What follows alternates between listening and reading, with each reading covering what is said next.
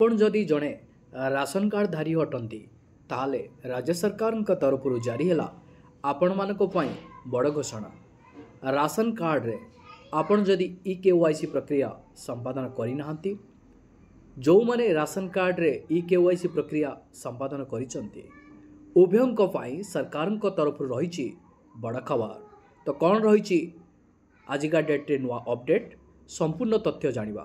ତା ପୂର୍ବରୁ ମୁଁ ଆପଣମାନଙ୍କୁ କହିବି, ଚ୍ୟାନେଲରେ ଯଦି ନୂଆ କରି ଆପଣ ଭିଡ଼ିଓଟିକୁ ଦେଖୁଛନ୍ତି ତାହେଲେ ଭିଡ଼ିଓକୁ ଲାଇକ୍ କରି ଚ୍ୟାନେଲକୁ ସବସ୍କ୍ରାଇବ୍ କରି ପାଖରେ ଥିବା ଘଣ୍ଟି ଚିହ୍ନକୁ ଦବାଇ ଦିଅନ୍ତୁ। ଯଦି ଆପଣମାନେ ଫେସବୁକ୍ ପେଜ୍ରୁ ଭିଡ଼ିଓଟିକୁ ଦେଖୁଛନ୍ତି ପେଜ୍କୁ ଫଲୋ କରିଦେବେ।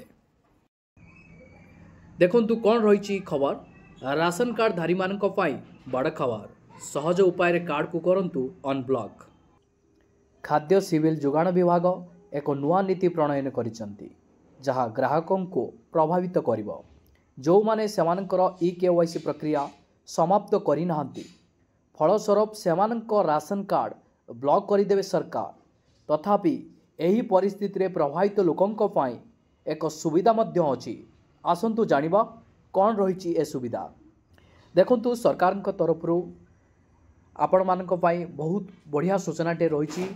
ଯେଉଁମାନେ ଇ-KYC ପ୍ରକ୍ରିୟା କରିଛନ୍ତି ତ ସେମାନଙ୍କ ପାଇଁ ବି ସରକାରଙ୍କ ତରଫରୁ ଗୋଟେ ବଡ଼ ଘୋଷଣା ରହିଛି।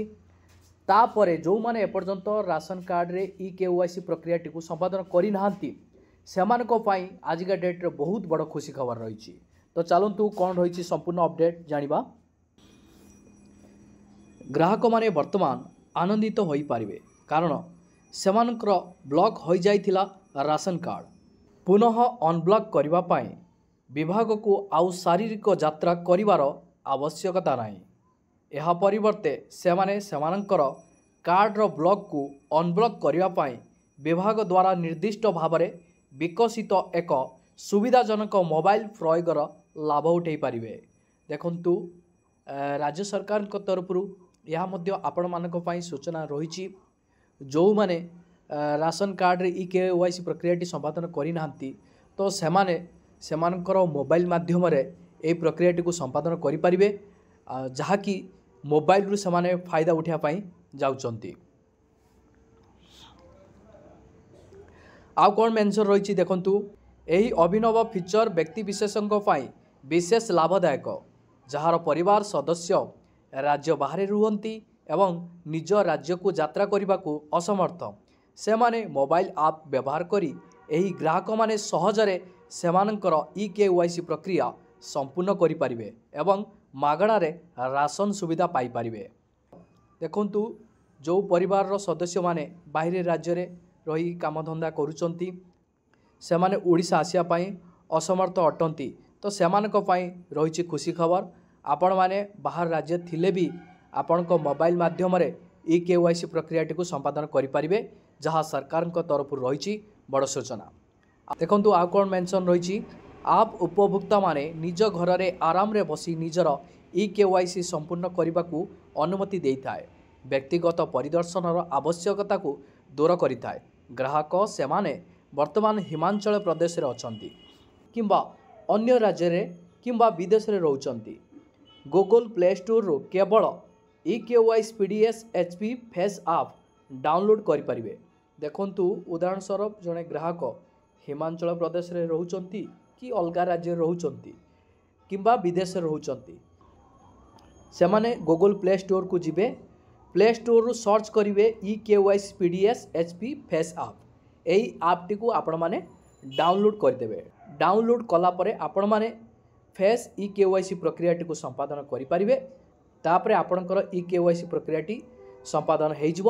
ସମ୍ପାଦନ ହେଲା ପରେ ଆପଣଙ୍କର କାର୍ଡଟି ଯେଉଁ ବ୍ଲକ୍ ହୋଇଯାଇଥିବ ସେ କାର୍ଡ ପୁନଃ ଅନବ୍ଲକ୍ ହୋଇପାରିବ। ସରକାରଙ୍କ ତରଫରୁ ଏହା ରହିଛି ଆପଣମାନଙ୍କ ପାଇଁ ବଡ଼ ସୂଚନା। ଦେଖନ୍ତୁ, ଆଉ କ'ଣ ମେନ୍ସନ୍ ରହିଛି। ଏହି ଉପଭୋକ୍ତା ଅନୁକୂଳ ପ୍ରୟୋଗ ବ୍ୟକ୍ତିବିଶେଷଙ୍କୁ ସେମାନଙ୍କର ଇ-KYCକୁ କୌଣସି ଜଟିଳତାର ବିନା ସମ୍ପୂର୍ଣ୍ଣ କରିବାକୁ ସକ୍ଷମ କରିଥାଏ। ନିଶ୍ଚିତ କରେ ଯେ ସେମାନଙ୍କର ଅନାବଶ୍ୟକ ବିଳମ୍ବ ବିନା ତଥ୍ୟାବଶ୍ୟକ ଉତ୍ସଗୁଡ଼ିକ ପାଇପାରିବେ। ଦେଖନ୍ତୁ, ଏହି ଆପ୍ ମାଧ୍ୟମରେ ଆପଣମାନେ କୌଣସି ଜଟିଳତାରେ ସମ୍ମୁଖୀନ ହେବେ ନାହିଁ। ଆପଣମାନେ ସହଜ ପ୍ରକ୍ରିୟା ମାଧ୍ୟମରେ ଇ-KYC ପ୍ରକ୍ରିୟାଟିକୁ ସମ୍ପାଦନ କରିପାରିବେ।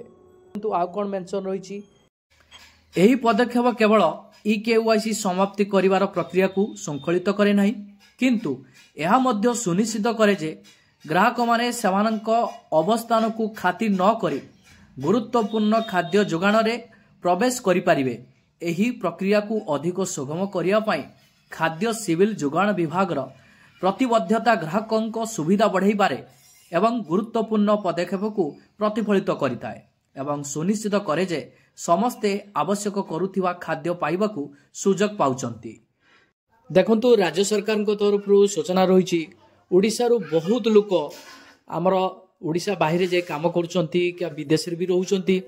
ସେମାନେ ସେଠାରେ କାମଧନ୍ଦା କରିବେ ସହିତ ବି ସରକାରଙ୍କ ତରଫରୁ ଯେଉଁ ସୂଚନାଟି ଥିଲା ଇକେୱାଇସି ପ୍ରକ୍ରିୟାଟିକୁ ଆପଣମାନେ ତୁରନ୍ତ ସମ୍ପାଦନ କରନ୍ତୁ, କିନ୍ତୁ ସେମାନେ ଯେଉଁ ଜାଗାରେ ଥିଲେ ବି ସେମାନଙ୍କର କାମଧନ୍ଦାକୁ ବାଦ ଦେଇ ସେମାନେ ଏହି ଇକେୱାଇସି ପ୍ରକ୍ରିୟାଟିକୁ ସମ୍ପାଦନ କରିଛନ୍ତି। ଆଉ ଯାହାଫଳରେ ସରକାର ସେମାନଙ୍କୁ ସ୍ୱାଗତ ବି ଜଣାଇଛନ୍ତି। ଆଉ ସେମାନେ ବି ଏହାଦ୍ୱାରା ସୂଚିତ କରିଛନ୍ତି ସରକାରଙ୍କୁ କି ସେମାନଙ୍କ ପାଇଁ ରାସନ ସାମଗ୍ରୀଟା କେତେ ଗୁରୁତ୍ୱପୂର୍ଣ୍ଣ ଅଟେ। ଆହୁରି ମଧ୍ୟ ମେନସନ୍ ରହିଛି, ମୋବାଇଲ ଆପ୍ ସହିତ ଗ୍ରାହକମାନଙ୍କ ପାଇଁ ସେମାନଙ୍କର ଇକେୱାଇସି ସମ୍ପୂର୍ଣ୍ଣ କରିବାକୁ ବିକଳ୍ପ ଉପଲବ୍ଧ। ଏହି ପ୍ରକ୍ରିୟା ଶେଷ କରିବା ପାଇଁ ସେମାନେ ସେମାନଙ୍କର ସ୍ଥାନୀୟ ଲୋକମିତ୍ର କେନ୍ଦ୍ର କିମ୍ବା ଏକ ଇପିଏସ୍ ମେସିନ୍ ସହିତ ସଂଯୁକ୍ତ ନିକଟ ମୂଲ୍ୟର ଦୋକାନ ପରିଦର୍ଶନ କରିପାରିବେ।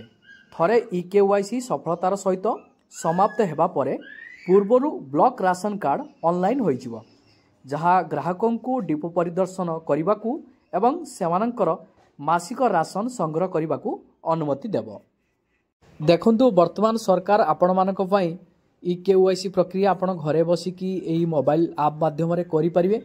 ଯଦି ଆପଣମାନେ ଏହି ଆପ୍ଟିକୁ ଡାଉନଲୋଡ୍ କରିଛନ୍ତି, ଏହାର ପ୍ରୋସେସ୍ କ'ଣ ରହିଛି ଯଦି ଆପଣମାନେ ଜାଣିବାକୁ ପାଉନାହାନ୍ତି, ତାହେଲେ ଆପଣମାନେ କ'ଣ କରିବେ, ଆପଣଙ୍କର ନିକଟସ୍ଥ ଲୋକମିତ୍ର କେନ୍ଦ୍ର ରହିଛି, ଆପଣ ସେଠାକୁ ଯାଇକି ସେମାନଙ୍କ ସହିତ ପରାମର୍ଶ କରିବେ କେମିତି କ'ଣ ଏହାର ପ୍ରୋସେସ୍ କରିବାକୁ ହୁଏ।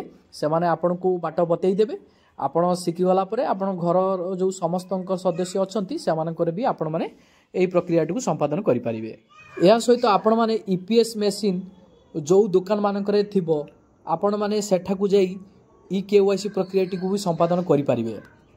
ଏହା ସହିତ ସରକାର ଆହୁରି ମଧ୍ୟ ଆପଣମାନଙ୍କୁ ସୂଚନା ଦେଇଛନ୍ତି, ଯଦି ଆପଣମାନେ ରାସନ କାର୍ଡ଼ଧାରୀ ଅଟନ୍ତି କିନ୍ତୁ ଆପଣମାନେ ଯୋଗ୍ୟ ପ୍ରାର୍ଥୀ, ରାସନ କାର୍ଡ଼ରେ ପାଇବା ପାଇଁ ଆପଣମାନେ ଯୋଗ୍ୟ ଅଟନ୍ତି, କୌଣସି କାରଣବଶତଃ କି ଆପଣମାନେ ଇକେୱାଇସି ପ୍ରକ୍ରିୟାଟିକୁ ସମ୍ପାଦନ କରିପାରୁନାହାନ୍ତି, ଆପଣମାନେ ଜମା ବି ବ୍ୟସ୍ତ ବିବ୍ରତ ହେବାର କୌଣସି ଆବଶ୍ୟକତା ନାହିଁ। ଯଦି ଏହି କାରଣ ଯୋଗୁଁ ଆପଣଙ୍କ କାର୍ଡ଼ଟି ବ୍ଲକ୍ ହୋଇଯାଉଛି, ପୁନର୍ବାର ଆପଣଙ୍କ କାର୍ଡ଼ଟି ଅନବ୍ଲକ୍ ହୋଇପାରିବ। କେମିତି ହେବ ନା, ଯେତେବେଳେ ଆପଣ ଇକେୱାଇସି ପ୍ରକ୍ରିୟାଟିକୁ ସମ୍ପାଦନ କରିବେ ତେବେ ଆପଣଙ୍କର କାର୍ଡ଼ଟି ଅନବ୍ଲକ୍ ହୋଇଯିବ। ପୁନର୍ବାର ଆପଣମାନେ ରେସନ କାର୍ଡ଼ରୁ ରେସନ ସାମଗ୍ରୀ ପାଇପାରିବେ।